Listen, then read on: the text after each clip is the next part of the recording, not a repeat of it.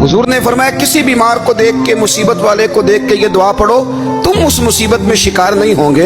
बरेली शरीफ के दाएं बाएं ताउन का मर्ज फैल गया तो आला हज़रत फरमाते हैं मेरे मुंह में भी कुछ गिल्टियां निकल आईं। तो बाज लोगों ने कहा शायद आपको भी ताउन हो गया है। आला हज़रत रहमतुल्लाह अलैह फरमाते हैं जो सबसे बेहतरीन तबीब था वो लाया गया, उसने मेरा मुंह देख के गिल्टियां देख के कहा खो आपको तो ताउन का मर्ज हो गया है। तो आला हज़रत फरमाने लगे मुझे सारी बीमारियां लग सकती हैं, ये नहीं लग सकती।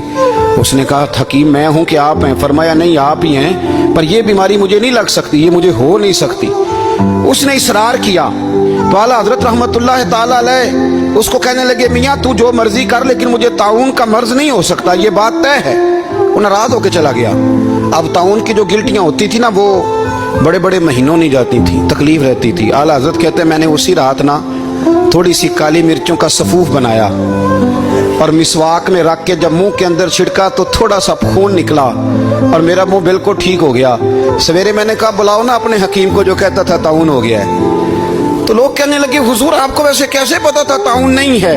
फरमाने लगे पता इस तरह था कि अल्लाह के रसूल सल्लल्लाहु अलैहि वसल्लम ने एक दुआ इरशाद फरमाई है। फरमाया किसी मरीज को देख के पढ़ लो अल्हम्दुलिल्लाहिल्लज़ी मिम्मब्तलाका बिही वफद्दलनी अला कसीरिम मिम्मन खलका तफदीला। हुजूर ने फरमाया किसी बीमार को देख के, मुसीबत वाले को देख के ये दुआ पढ़ो, तुम उस मुसीबत में शिकार नहीं होंगे। फरमाने लगे मैंने ताउन के मरीज को देख के दुआ पढ़ ली थी। तारे टूट सकते हैं, चांद गिर सकता है, सूरज अपनी जगह छोड़ सकता है, पर मदीने वाले महबूब की बात गलत नहीं हो सकती।